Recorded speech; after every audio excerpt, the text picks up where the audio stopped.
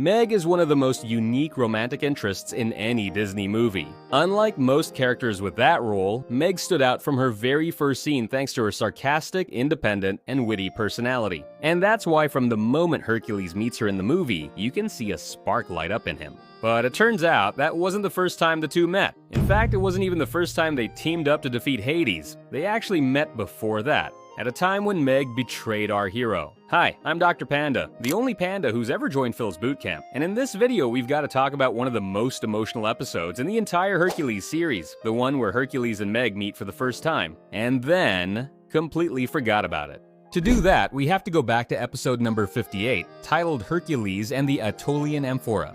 We start off with one of the muses telling the narrator that his services won't be needed today, since this episode will be narrated by Hercules himself. Cut to Herc doing normal teenage demigod stuff like eating pita with Cassandra, but then, right away, an imposing and very familiar figure for fans of the movie shows up. Meg sways her hips as she confidently walks toward Hercules. And just when we're about to get our first meet cute, we're forced to rewind a bit back to better times when Hades was cleaning his amphoras. Pain and Panic inform him that a thief has escaped the underworld with some Lethe water. But when they try to downplay the situation, Panic touches the pool of water and immediately forgets what they were talking about, which is the show's clever way of explaining what the Lethe water is capable of doing. And just for context, in Greek mythology, there were 5 rivers in the underworld. The rivers of sorrow, lamentation, fire, the one that separated Earth and the underworld, and the river of forgetfulness, which is the one relevant to us today. Hades explains that this theft is a disaster because it hurts his reputation as the god of the underworld, and if he doesn't fix it, he'll look weak, and then dead souls will start escaping back to the land of the living, turning everything into total chaos. I didn't get this at first, but it turns out that according to Greek mythology, souls could only reincarnate after drinking from this river, which would wash away all their memories. So Hades orders his minions to find the magic water, bring it back home, and make whoever's responsible pay, in that order. Once the context is set, we return to the pita place, where Meg is walking up to Hercules. But then, narrator Hercules remembers there are a couple of things we still need to know before our meet cute. Enter Fear and Terror, the 2 sons of the god of war Ares, who return home acting like frat boys hyped about the huge success of their latest mission. And what was their mission? Exactly. Scoring 2 tickets to Orpheus's Never Look Back concert. Again, for context, in Greek mythology, Orpheus was a legendary musician and poet capable of charming all living things, and even stones, with his music. Sorry, I just love how the mythology of every episode of the series feels so carefully crafted. Neither of the brothers is particularly bright, so they decide that to avoid losing the tickets, they'll leave them safe and untouched right in the middle of the table until it's time for the concert. Except that, of course, they immediately start fighting over who gets to hold them. Their argument is cut short by the slam of a door. Ares is home and he's not happy, and the reason for his anger are these 2 adorable puppies. Ares complains that when he left for war, these dogs were vicious fighting machines, and now they're pampered little pets, all because the 2 teens have been feeding them table scraps. So the god of war makes a decision that will change the entire course of this episode. The 2 boys are grounded. They try to tell him about the concert, but Ares couldn't care less. Still, that's not enough to stop the frat boys, who decide they're going to the concert no matter what. But to do that, they'll have to make Ares forget all about the punishment. And how are they gonna pull that off? The question lingers in the air because we cut once again to our upcoming meet cute. And this time is for real. As Hercules sips his coffee, Cassandra points out that someone's standing behind him.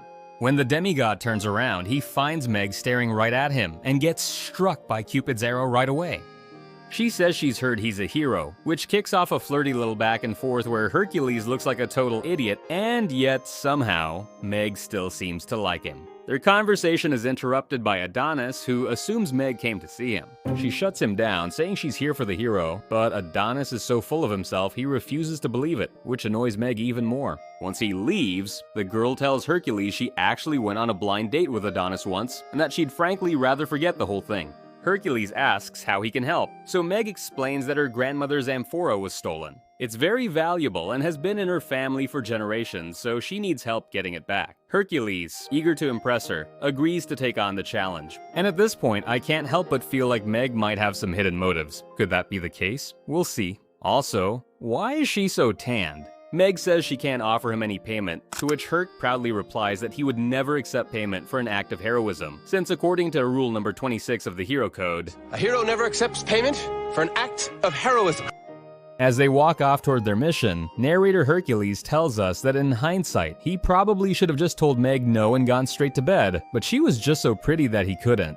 Yep, I knew something was off.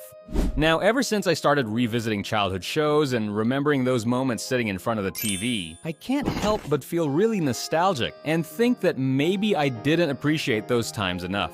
Like the Saturday mornings 20 years ago watching Hercules while eating pancakes without a single worry in the world.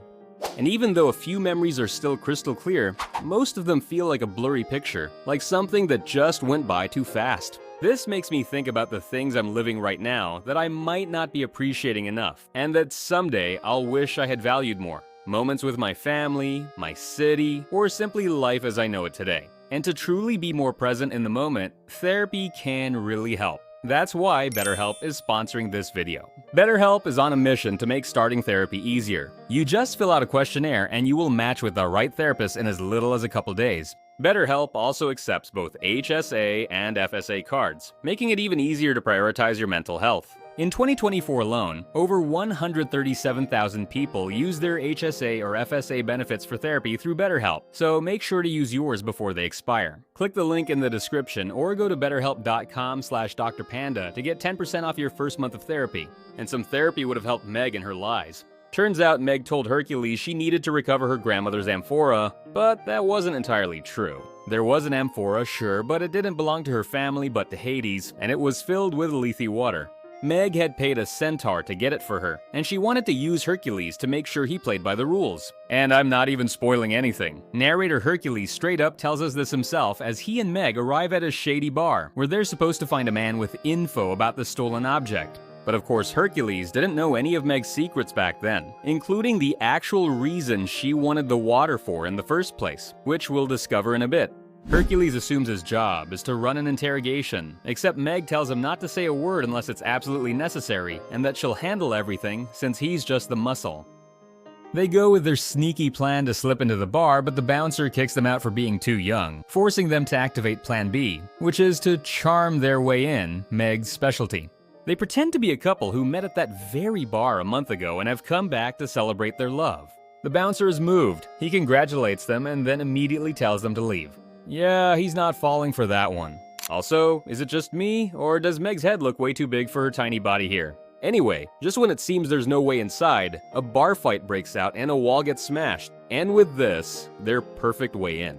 Meg finds the centaur and demands her amphora, but he shows a flashback where a couple of familiar-looking frat boys paid him all their money for it, because as you sure remember, it contains a dose of forgetful water. Meg then demands her money back, but the centaur refuses, which means we've got a problem.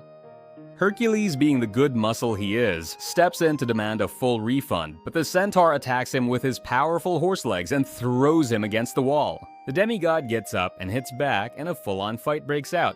And in case you've forgotten, the search for the amphora involves not 2 but 3 parties. Pain and Panic happen to be walking nearby, complaining that there's still no sign of the object when the centaur's head bursts through the wall.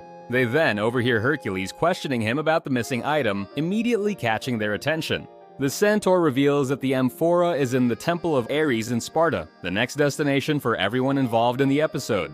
And I'm just realizing that Hercules literally ditched his lifelong friend Cassandra back at the PETA place for Meg. Not cool, Herc. Now in Sparta, Hercules questions Meg about why she'd pay a centaur to retrieve something he supposedly stole from her grandmother. But just then, the package delivery arrives at Ares' residence. Fear and Terror place the amphora right above the door so that when Ares opens it, all the water will pour on him and make him forget all about the punishment. They both call out to their father, but the ones who open the door are Hercules and Meg. The amphora falls on them, but Meg manages to catch it just in time, relieved that the water didn't spill. But this surprises Hercules, and not in a good way, since now he understands everything. Hercules questions Meg about why she didn't tell him about the water, but they decide it's probably better to discuss it elsewhere, so they flee from the angry frat boys. Herc struggles at the door against Fear and Terror, and what comes next is heartbreaking. He asks Meg for help, but Meg decides to abandon him instead, officially betraying our hero.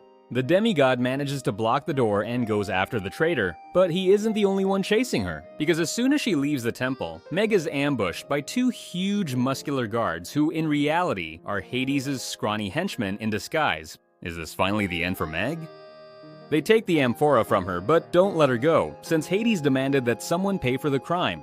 And finally, we reach the present of this story, which Hercules is telling to a pair of muscular twin women who've gotten wrapped up in his tale.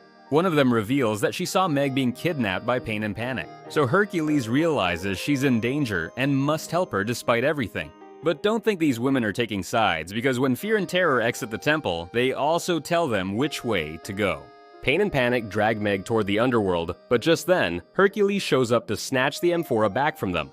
Meg confesses to Hercules that she needed the water to forget a guy she once dated who turned out to be a jerk, but she can't get him out of her head. That's right, Meg was completely in love with Adonis.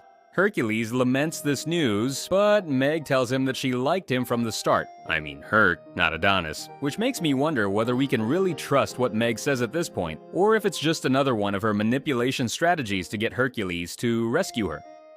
Meg is touched to see that Hercules came back to save her despite everything, and they have an emotional conversation where they acknowledge that they genuinely like each other. Allegedly. Hercules proposes a deal to Pain and Panic, trade the amphora for the girl, but just then, the object leaves his hands and ends up in the possession of Dumb and Dumber. This turns into a full-on tag team match for the amphora title, in which Hercules and Meg have no business anymore. So they decide this is the perfect moment in the episode to share a kiss, but then the amphora flies through the air, pops open, and spills all its water over the star-crossed lovers. The Ares brothers lament that the water is lost, but Pain and Panic offer a refill for the right price, so they leave Herc and Meg alone. Except now they don't even know each other. They're just two strangers who don't remember how they got there, or what the other's name even is. So they say their final goodbye, never to see each other again, until that official meet-cute years later in the movie. Even though the series takes a lot of liberties compared to the film as we discussed in this other video, I really like this episode because it left me with a sense of melancholy and nostalgia at the end. In a way, it's like this episode lets us see the Meg and Hercules relationship evolve in express fashion from the moment they first meet to almost sharing their first kiss. It's similar to what we see in the movie, with Meg initially just wanting to use Hercules but eventually developing feelings for him, only here it's in fast forward. The difference is that in this episode, instead of staying together forever, they're forced apart by the effects of the water, patiently waiting for the next time they'll meet. I don't know, it hit me with more emotion than I expected, and I like that. Did you know there was a Disney Police crossover cartoon in the 90s that could have been amazing? Imagine a Toon Cop solving the mysterious disappearance of the Mad Hatter's teacups or preventing a heist targeting Donald Duck. What was this show? And why could it have been epic, yet they decided to waste all its potential? I made a video about it, and you can check it out right here. Subscribe for more. Dr. Panda out.